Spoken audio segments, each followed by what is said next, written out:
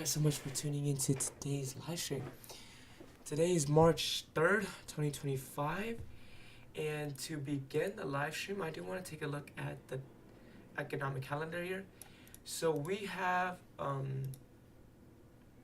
ISM manufacturing PMI as our daily red volatility news driver today. I'm kind of curious of what this information even releases. So let's see. Let's ask ChatGPT what this is.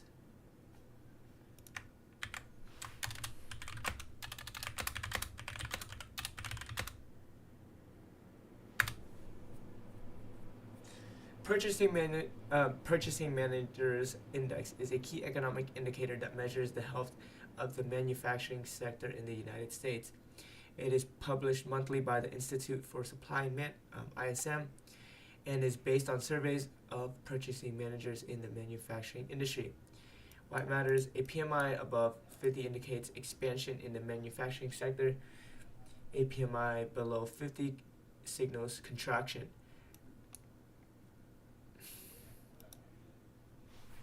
So expansion means growing.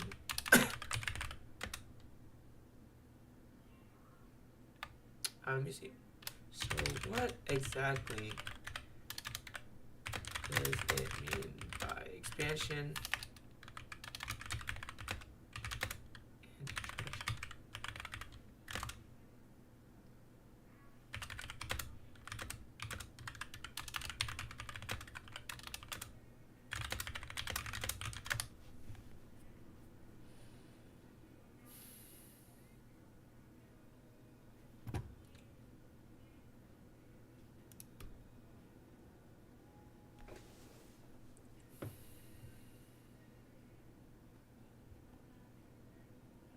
Manufacturing is growing if it's a PMI that's above 50. A strong PMI suggests business are ordering more raw materials, hiring more workers, and increasing production. So we actually had a 50.6. Okay. The economy is growing, or the economy is improving, leading to higher corporate earnings and rising stock prices. The Federal Reserve might delay interest rate cuts if growth is strong. And the reason why they could delay interest rate cuts is because if they cut the interest rates, more spending and stuff is more spending and it's going to happen, and that could lead to even higher inflation. Who benefits? Stock investors, job seekers, and overall economy. So more production equals more GDP growth. Manufacturing is, if it's above 60, potentially leading to inflation. Yeah, if demand is too high, supply chains struggle, pushing prices up. Federal Reserve might raise interest rates to slow inflation. Who suffers? Consumers, businesses with high. Yep. Mild contraction leading to potential interest rate cuts to stimulate the economy.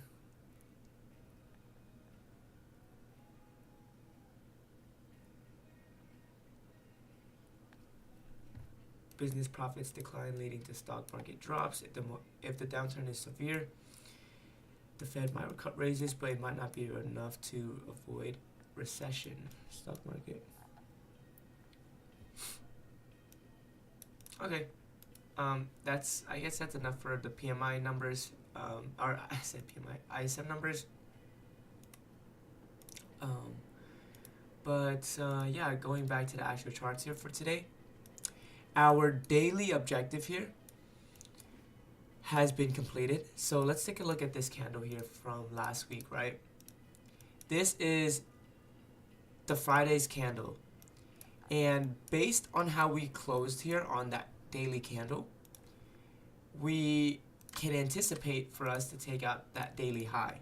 So this daily high here was my objective for today.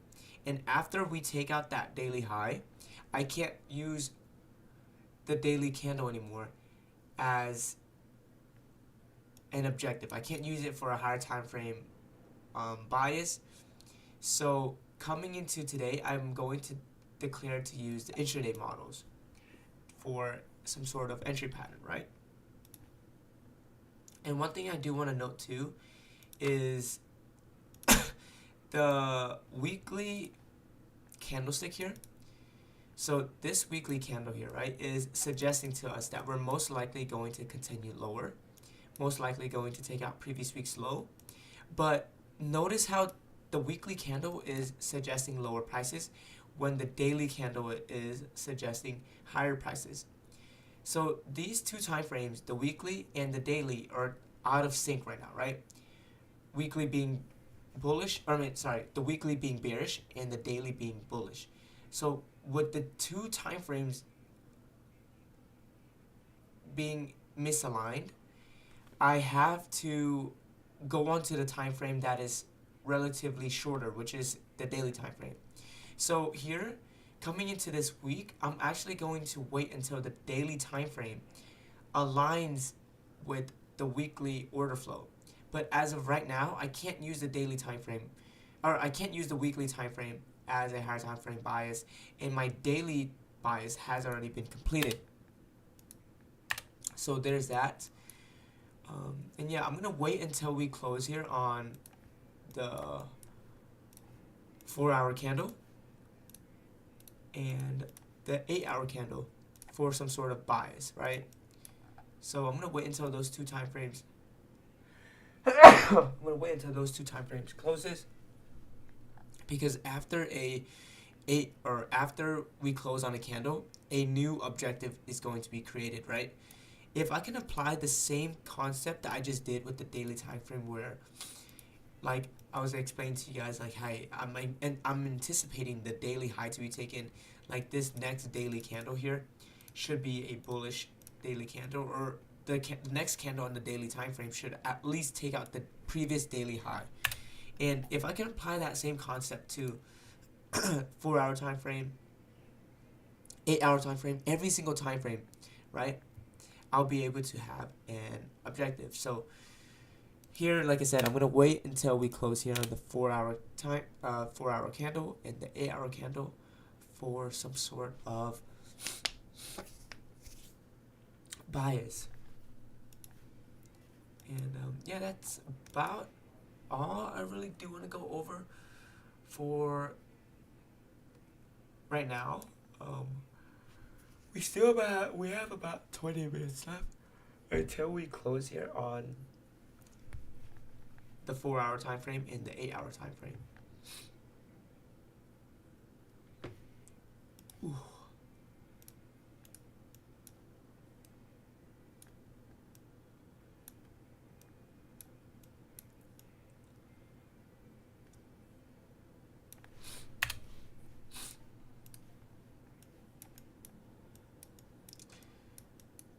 Let's see what's ES doing. So ES is actually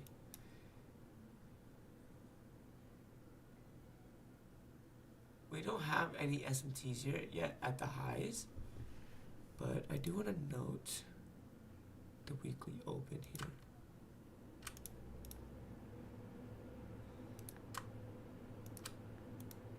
So that's the weekly open here on ES. And ES, like the way that we closed here on ES, the weekly candle, it's not as bearish as NQ. It's like not suggesting to me, or I'm not confident in saying that, hey, I can anticipate the weekly low as our objective on the weekly time frame on ES. It's not that I'm not that confident in saying lower prices here on ES as compared to NQ, where this weekly candle is rather bearish, right?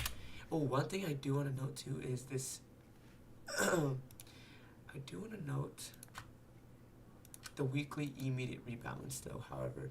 So this could be something that we should watch out for, right? Are we going to create a weekly fair value gap here? Or will we not? That's kind of something that I do want to watch out for. So this immediate rebalance round on the weekly time frame is something that I'm looking for, or not I'm looking for, but I'm looking out for. Weekly immediate rebalance. So prices trades all the way up into here. That would be considered a weekly immediate rebalance, and we're not going to create a weekly fair value gap. But right now, I want to see if we can create a weekly fair value gap. Whoops.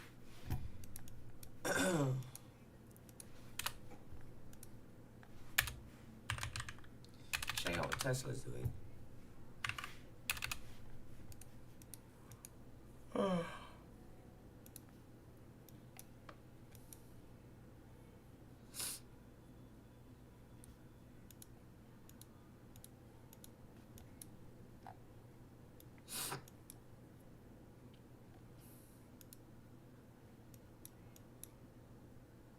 It's been selling off, but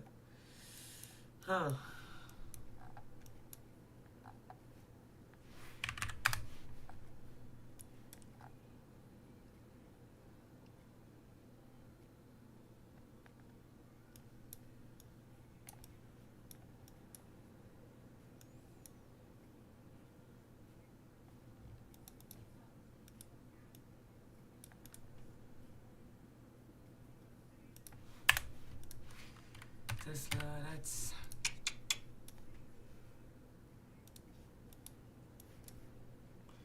still have about 15 minutes left until we close here on this 4-hour time frame. Very gotta stay very patient here coming into today.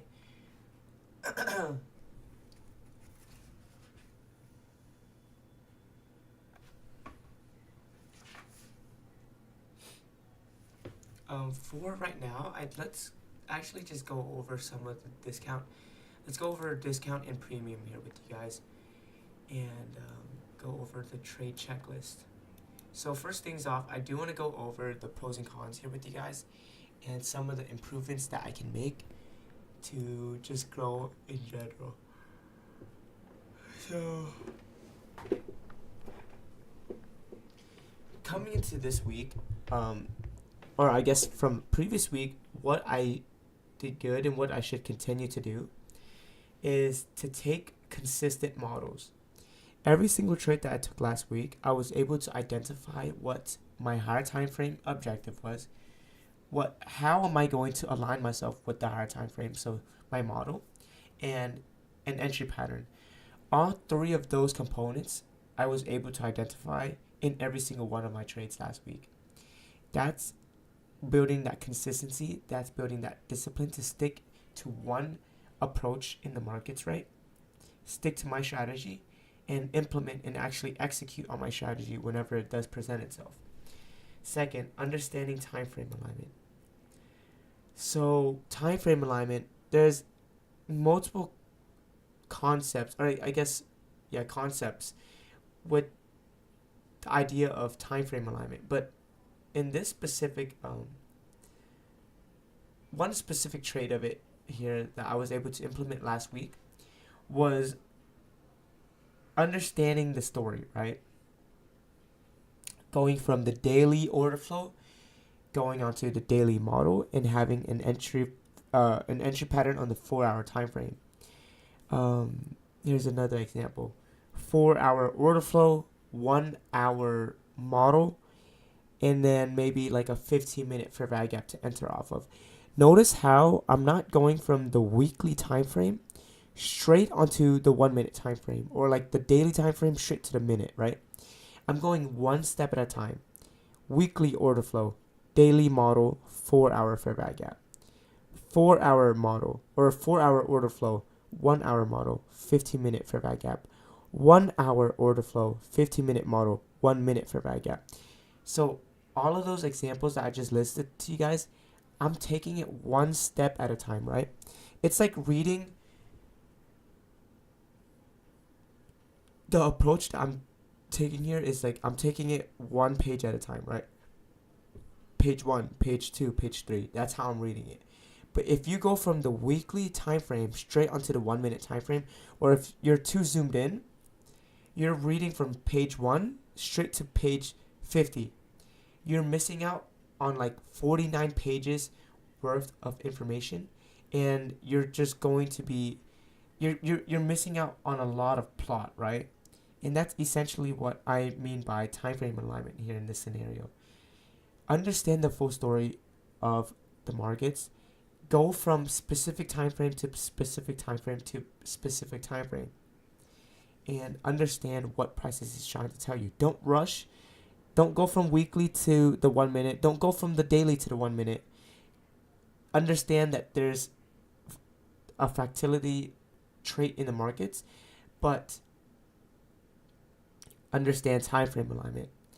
Third thing here. So last week I was able to take a short where I implemented this concept of a lack of SMT, right? Sometimes you can use SMT as, hey, like this should be a swing low and this should be a swing high because of SMT. But if there's a lack of SMT, then that low is a fake low, right? Prices could expand higher or lower because the lack of SMT. Because if you think about it, right, every strong swing low and every strong swing high is always going to be accompanied with SMT. But if you take the reverse psychology of that and understand that because there's a lack of SMT right now in the markets, prices should continue lower. And it's a little bit easier to show you guys through an example, but just kind of try to visualize that in your head right now. Fourth thing, selling above the open in bearish conditions and buying below the open in bullish conditions, right? So let's just say that if I can anticipate here for this next weekly candle to be a bearish weekly candle, right? So I'm anticipating a open, high, the manipulation, low, and in the close. If I can anticipate that, right, that means the best sells are going to be here, above the open. And let's do that vice versa. If it's a bullish condition, so it's going to be open, low, high, close. So in whenever the markets are like this, if you can anticipate an up close candle, you want to be a buyer below the weekly open or whatever open it is. Could be monthly, could be daily, it could be 15-minute open. But you want to be a buyer below the open if you are anticipating a up close candle. So that's essentially one of the concepts that I also implemented coming into last week. And last thing but not least, remaining patient, right? Sometimes your strategy isn't going to be beneficial in the conditions the market's in. Like right now, I can't force an idea onto the markets. I can't force my strategy. Sometimes the conditions are just like that, and you just have to be accepting of that. So accept that your strategy isn't always going to be present in the markets, and build that patience, build that discipline to not have the urgency to press a button. And what are some things that I can continue, or what are some things that I can work on here? Is consistent actions and thoughts that align me with the values and the goals for macro sense, right? So I ask myself, what do I want to be? Who do I want to be? How do I want to live? And that kind of gives me a macro perspective of my life, right? And what are some, I guess, intraday actions and intraday thoughts that I can take that would align myself with that future perspective. Second, creating knowledge, creating value for others and myself, right? I want to be able to help others in a way where it's more niche towards me, right? Everybody has their own quirks. And for me, I have to ask myself, how can I, as a person, as a part of a whole in a society, how can I help the whole. And for me, I have to think about it. What are my strengths? What are my weaknesses? What do I enjoy doing?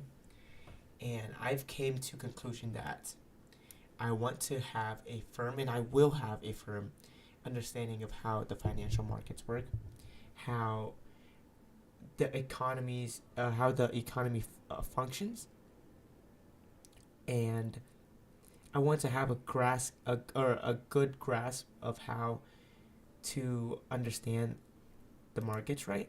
And so that I can help others and myself make good financial decisions. Like some people, they don't know what a high yield savings account is, and they just have their money in a regular savings account where they're not earning any interest.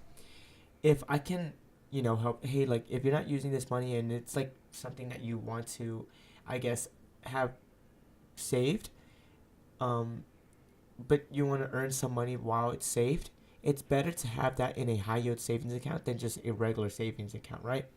And that's just something that I want, I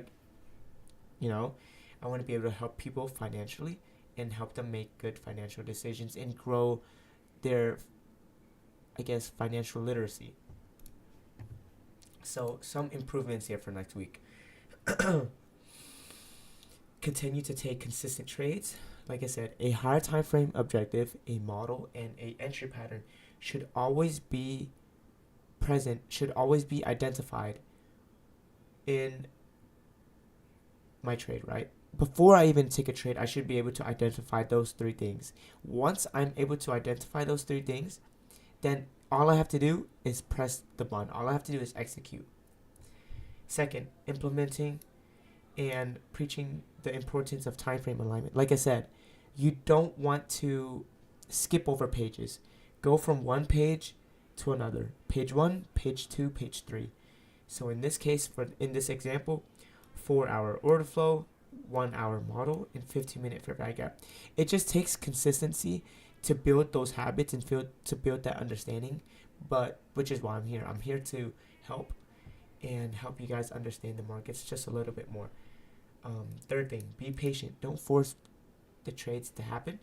You have to let the markets to present you with those opportunities. Like I said, sometimes the conditions in the markets aren't prime for your strategy to play out. So you just have to be patient and disciplined. I know for sure whenever I first started this whole journey, I felt like I needed to press something every single day. But that's the exact opposite of how to view yourself as a trader, right? It's not how you can put yourself in a good conditions, but it's about how you can prevent yourself from being in, I guess, bad conditions, unfavorable conditions. It's easy to be able to press it. It's easy to be able to enter a trade and take it, but it's hard to hold back and understand when to not take a trade. Fourth thing, learn. Knowledge is something that cannot be taken away from you, right? There is this analogy that someone brought up, and it's a really good analogy where if you were tossed into a random, if you were tossed into a random part of the city without nothing, are you going to be able to rebuild yourself, right? You may not have the clothes that you have. You may not have the house that you live in, but you do have the knowledge, right, to rebuild that. Just understand that knowledge is something that cannot be taken away from you. So always learn. So going back to the charts here. So it seems to me that this 4-hour candle here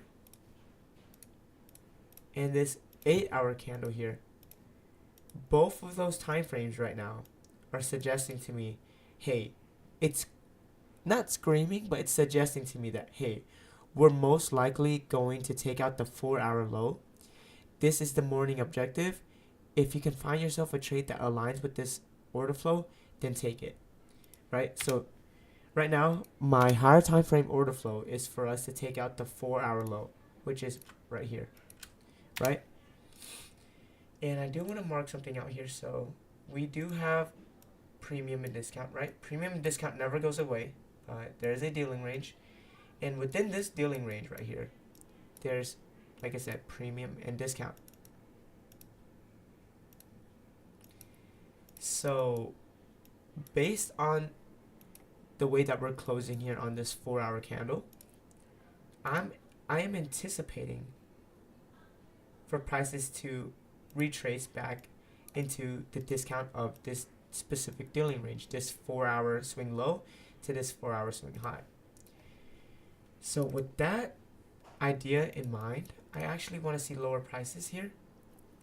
And let's see if, okay, so the 15-minute, so notice how this 15-minute low right now is the exact same low. You'll see this 15-minute low is the same low as the 30-minute low, which is the same low as the hourly low, which is the same low as the 4-hour low. What does that mean? That means I can anticipate for prices to complete the 4-hour objective within the next 15 minutes. That's called scope. Scope allows you to understand when prices should complete an objective, and it's very useful because it, like I said, it gives you a clear understanding of when prices should complete an objective. So here, like I said, if we see a bearish closure here on the 4-hour time frame and the 8-hour time frame, I want to see us continue towards the discount of this specific dealing range between the 4-hour swing low and the 4-hour swing high here.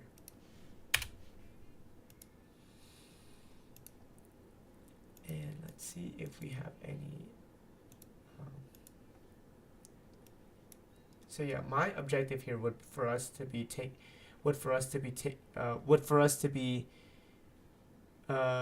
is for prices to take out the 15-minute low, 30-minute low, hourly low / 4-hour low, and I want us to expand lower here towards the discount of that dealing range.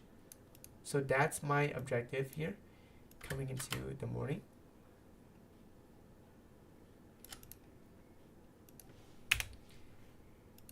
Let's see. We do have an SMT right now between ES and NQ at a specific swing low. So what do we do here coming into the next 15-minute candle? Well, we took out the 4-hour low like I wanted to see us do. We took out the 4-hour low. We retraced back into the discount of this dealing range. But what we did not have, we didn't have a entry pattern, which is completely fine, right? Like I said, sometimes you just have to practice patience. If you are, if you know what the higher time frame, or if you have an anticipation of what that higher time frame wants to do, you have a model, but you don't have an entry pattern, have the discipline to not force anything to happen, right? And that's exactly what I did there. So even though I had a clear higher time frame objective, a model, I didn't have an entry pattern. That's completely fine. So so for the rest of the stream here, I do want to just go over briefly about what the expansion model is and what the equilibrium model is. So equilibrium is exactly what I just explained to you guys here, right?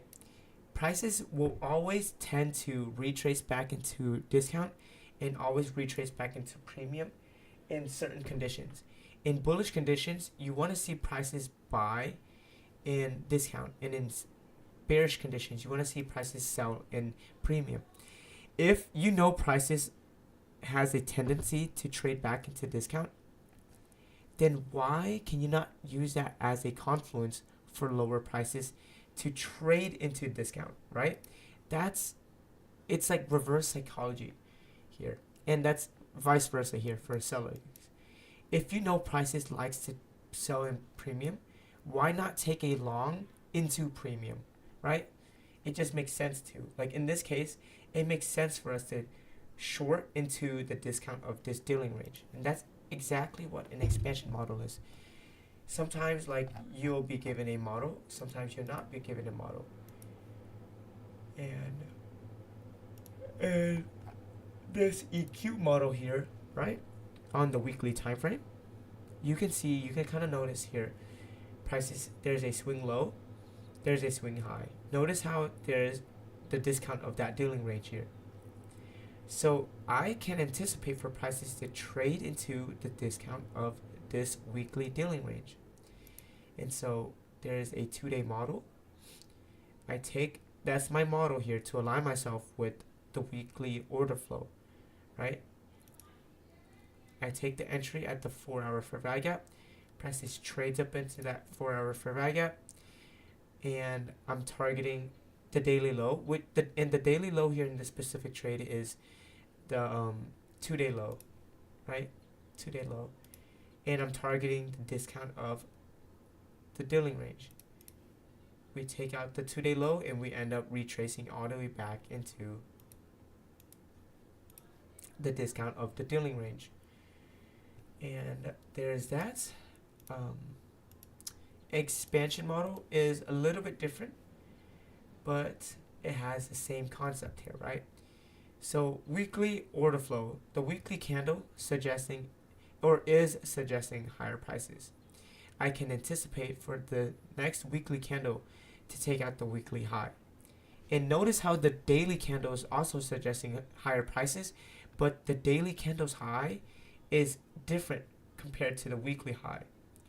So what I can interpret from this is that we should take out the daily high. After taking out the daily high, we should expand higher towards the weekly high. So my model here is based off of the daily time frame, entry patterns based off of the 6-hour fair value gap. I take my entry, targeting the daily high, and we expand it higher towards the weekly high. So those are the 2 models that I'm going to be implementing in this specific week. And yeah, that's going to be all for today's live stream. Thank you guys so much for tuning in to today's live stream, and until next